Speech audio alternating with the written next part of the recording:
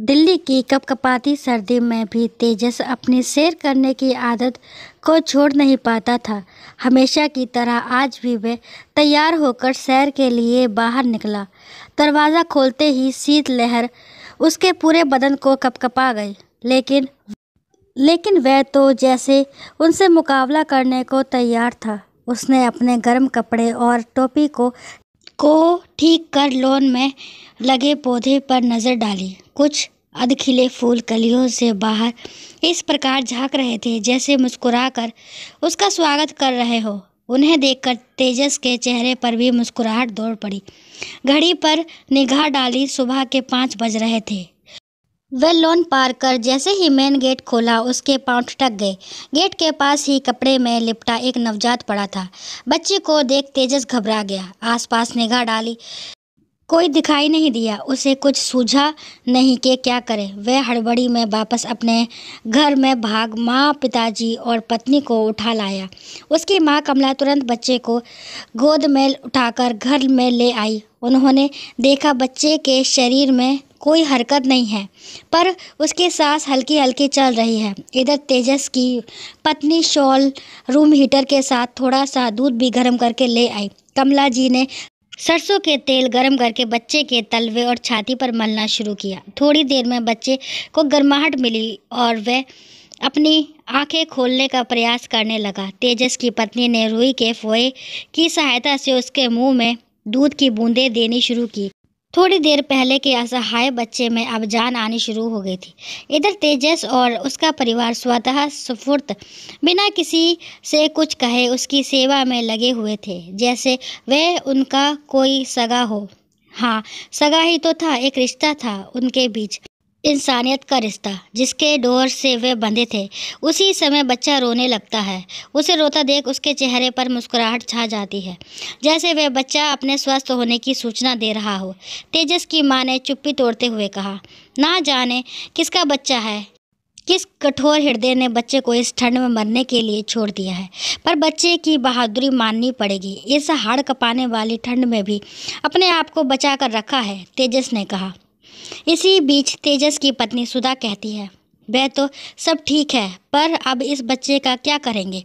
तेजस कहता है, करेंगे क्या, पुलिस को सूचना देकर किसी अनाथालय में छोड़ देंगे।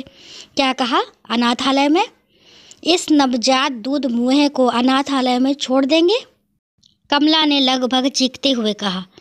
सुधा आश्चर्य से कहती है, तो क्या करेंगे माँ जी, इसे घर में तो नहीं रख सकते। क्यों नहीं रख सकते? बाल गोपाल हमारे घर में आए हैं और तुम कहती हो घर में नहीं रख सकते।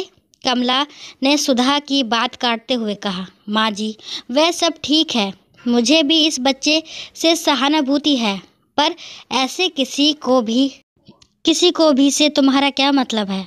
कमला की आवाज़ थोड़ी तलख हो गई थी।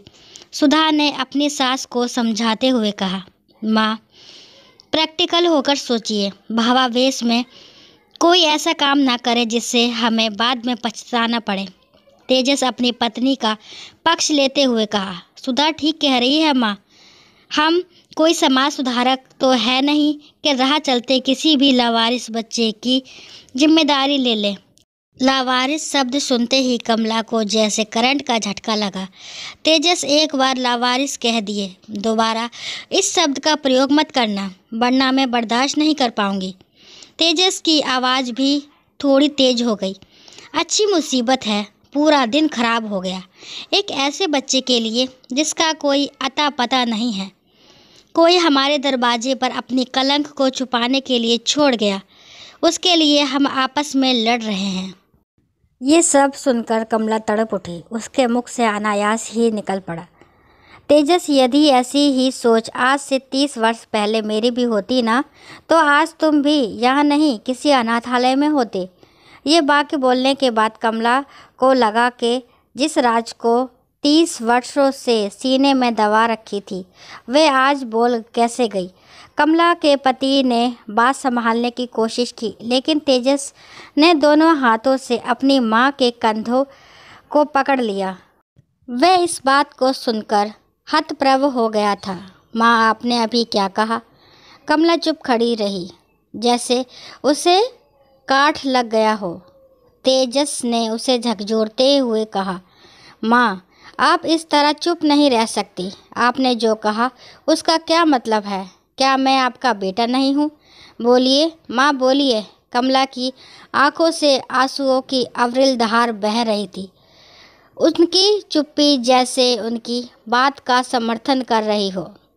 उनको इस तरह देखकर तेजस कटे वृक्ष की तरह जमीन पर गिर पड़ा। कमला ने अपनी आंखों के आंसू पोंछे और तेजस के सिर को अपने गोद में ले लिया। साथ ही सीने में दफन राज को एक एक कर उगलना शुरू किया। आज से करीब 30 वर्ष पहले की एक ऐसी ही सुबह थी। तुम्हारे पापा की पोस्टिंग दिल्ली में हुई थी। अतः शादी के कुछ ही दिनों के बाद हम यहाँ शिफ्ट हो गए। हमारी शादी को कुछ ही महीने हुए थे। एक सुबह जब मैंने बाहर का दरवाज़ा खोला तो मेरे होश उड़ गए। किसी ने एक नवजात बच्चा वहाँ रख छोड़ा था। पहले हम भी घबरा गए, क्या करें क्या ना करें, पर बच्चे को देखकर मेरी सोई ममता जाग उठी। तुम्हारे पिता ने कहा कि चलो हम थाने में रिपोर्ट लिखवा देते हैं, वरना इस बच्चे के कारण हम किसी मुसीबत में ना पड़ जाए। शायद सब पुरुष एक सी ही सोच रखते हैं, लेकिन मैं अड़ गई कि इस बच्चे को मैं पालूंगी। तुम्हारे पिता ने मुझे बहुत समझाने की कोशिश की कि कहा, देखो भावुकता में कोई ऐसा कदम मत उठाओ। अभी तुम्हें इस बच्चे पर प्यार आ रहा है, लेकिन कल जब तुम्हारे अपने बच्चे होंगे तो ना चाहते हुए तुम उसे वैसा प्यार नहीं कर पाओगे। कहीं ना कहीं तुम्हारे मन में इसके लिए भेद जरूर आ जाएगा। तुम्हें अपने इस निर्णय पर पछतावा होगा। मैं नहीं चाहता कि किसी भी बच्चों के साथ कोई अन्याय हो। ये सुनकर कहीं अगर ऐसी बात है तो मैं भी एक भीष्म प्रतिज्ञा करती हूँ, मैं अपने बच्चे को जन्म ही नहीं दूंगी। आज से यही मेरा बेटा है, मेरी असली संतान है और मैं इसकी माँ। मेरे जिद के आगे तुम्हारे पिताजी ने भी घुटने टेक दिए। हमने ये बात किसी को नहीं बताया, मोहल्ले को भी छोड़ दिया, परिवार वालों को भी तुम्हारा परिचय अपने बच्चे के रूप में कराया। मैं अपनी प्रतिज्ञा पर हमेशा कायम रही और मेरे मन में कभी ये ख्याल ही नहीं आया कि तुम मेरे बच्चे नहीं हो।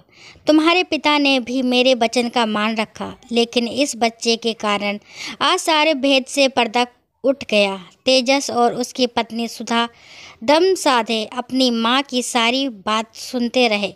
चारों ओर सन्नाटा पसर गया। सिर्फ सुधा की सिसकियाँ ही वातावरण की खामोशी को भंग कर रही थी।